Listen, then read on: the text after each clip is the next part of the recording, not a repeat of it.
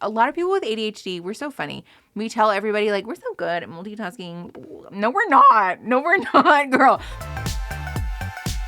Okay, hi, everybody. Thanks for coming back if you've been here before, or hi, welcome if you're new. My name is Mickey. I'm a therapist, and we talk about therapy things on this channel. Today, we're talking about ADHD / and or productivity because it's a thing that comes up a lot for folks who have ADHD and struggle with productivity. Before we talk about that, because I have some tips for you, sensory hell is having just one of your straps fall off of your top.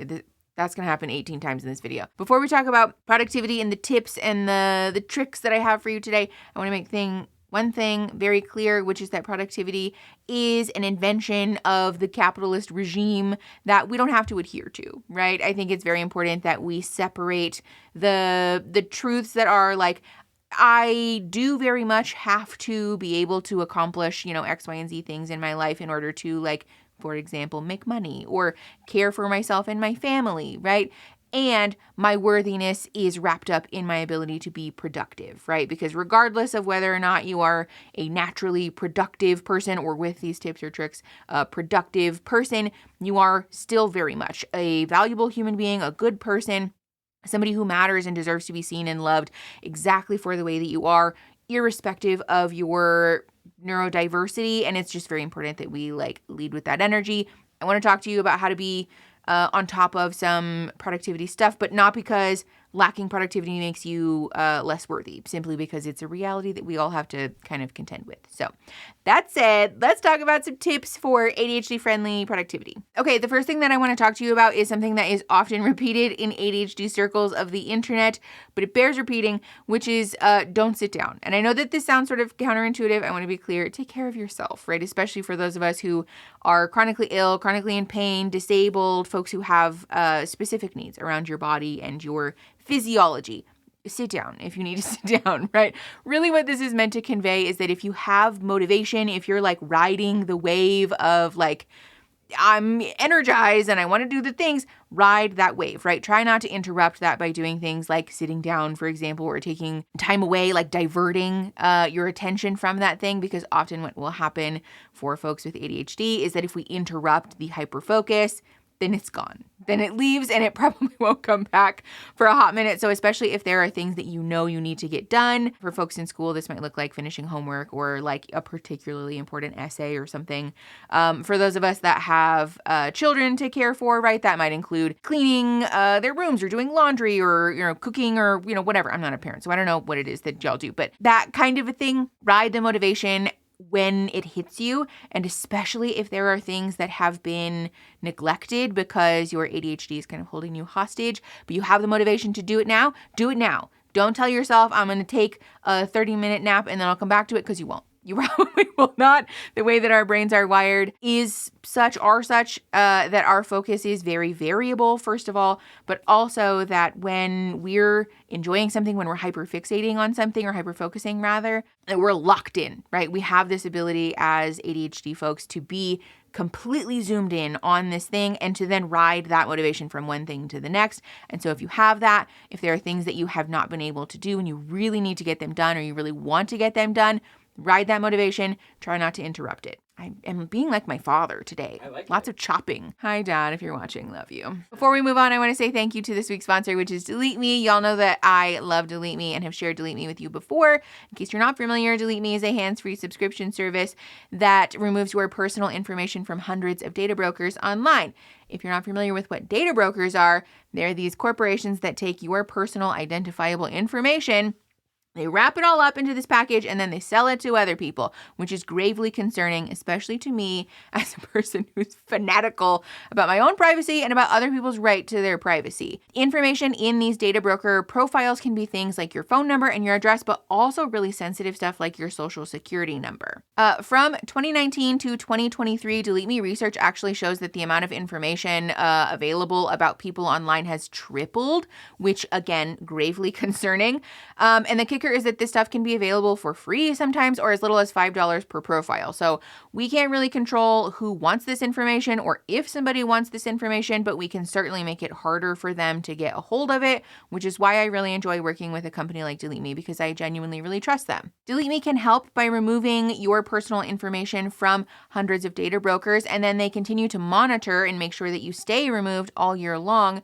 And that can help to protect you from really scary things like stalking and identity theft, which obviously we want to be doing. So I want to show you guys my Delete Me dashboard right now because, like I said, I'm a very conscientious person about my privacy, but every month I look at my report and I look at my dashboard and I am genuinely shocked because Delete Me has found new stuff that they have removed for me and old stuff that they're continuing to remove. And it's just scary how much stuff there is available out there. But thankfully, Delete Me has a special code for all of my followers that you can use to get 20% off of your Delete Me plan when you go to joindeleteme.com/MickeyAtkins and use promo code MickeyAtkins.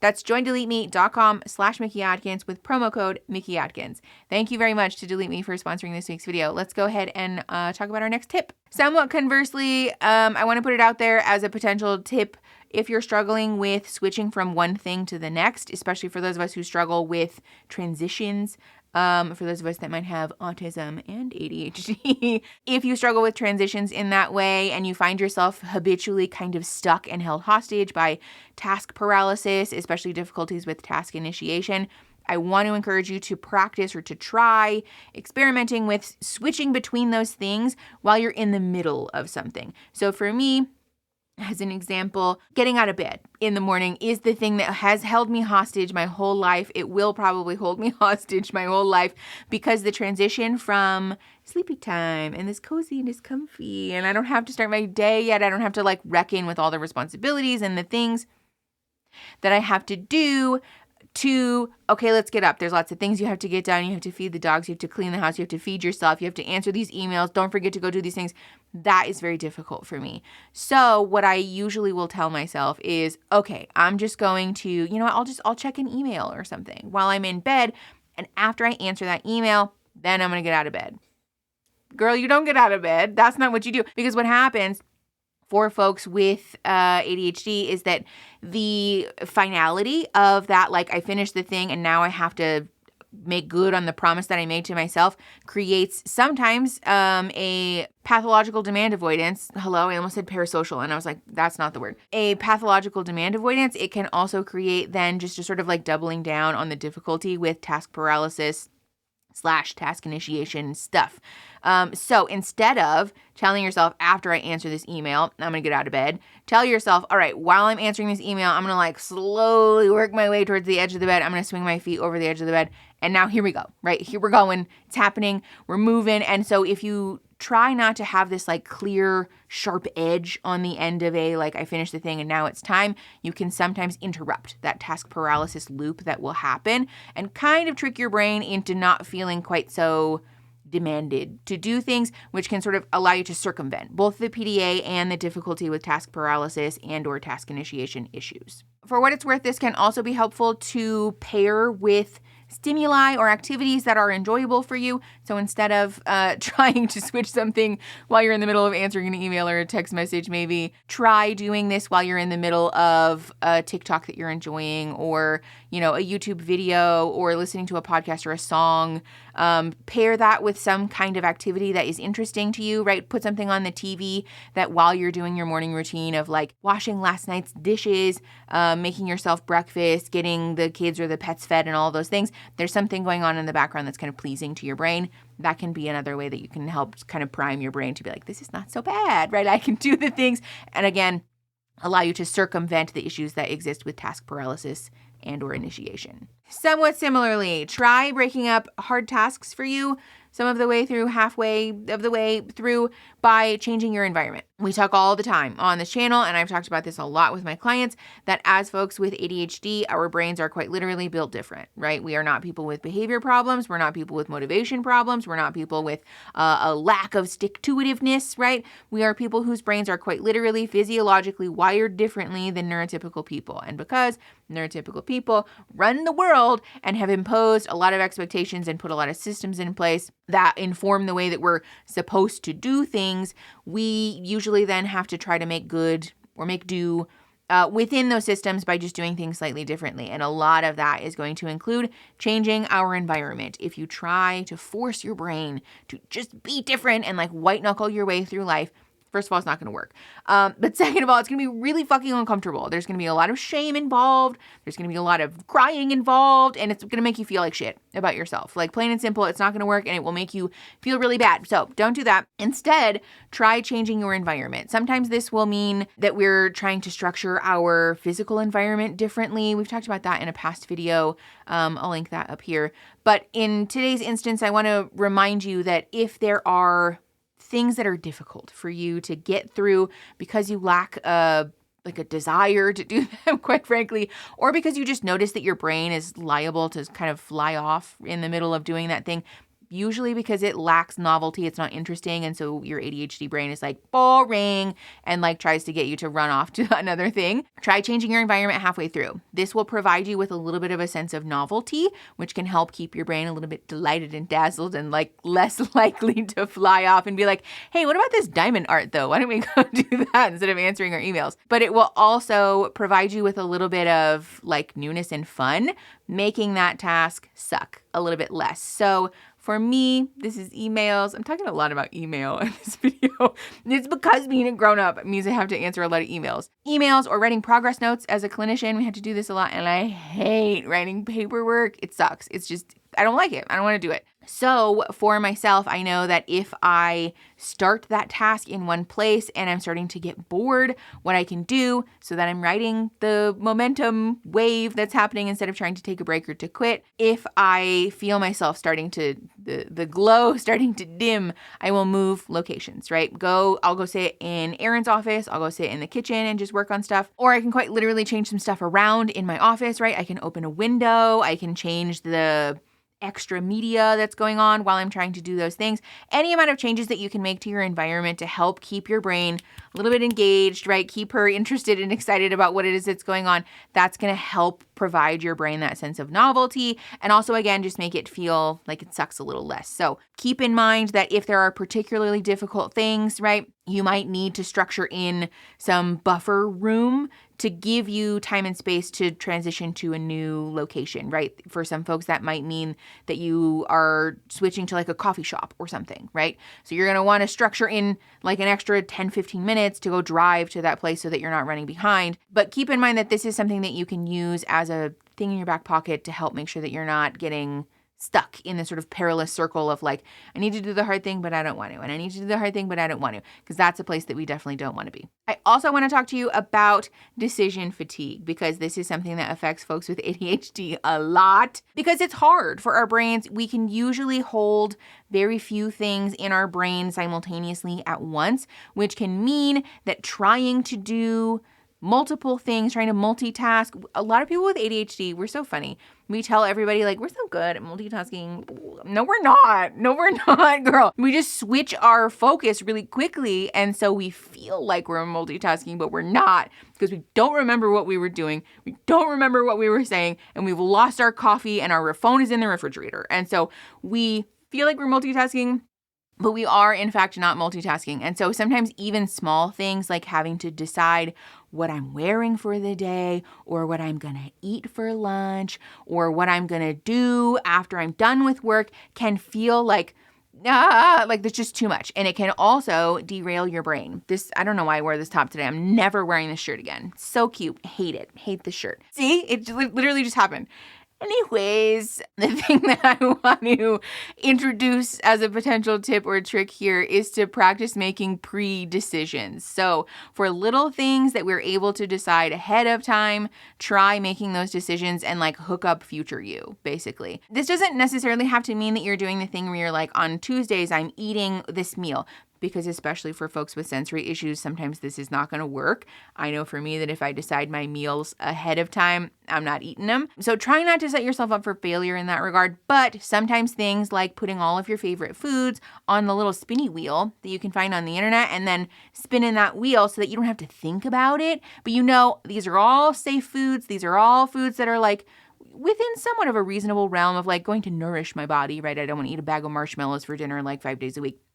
But we're like making somewhat responsible decisions about this. But these are all things that no matter where the wheel lands, I'm going to feel okay with it. That's a pre-decision, right? You didn't decide necessarily, but you hooked future you up in the sense that you don't have to devote a lot of brain power to it. And so in this moment where you're trying to finish, I don't know, like an essay, or you have like 85 things that need to get done before you're done with work. Sorry, my phone was being really weird and I got distracted. But maybe you have like 85 things that you need to get done before the end of the workday, right? And so I think a lot of us are familiar with this feeling where we're standing in front of the refrigerator and there's food in it. There are things that we can make, but the idea of having to decide and then cook the things and then sit down and eat the things and all the time that's involved, nope. And so you just close the refrigerator and you go away. Hooking up future you by making these pre-decisions can be really helpful. This can also look like, Wednesdays are my favorite shirt day, right?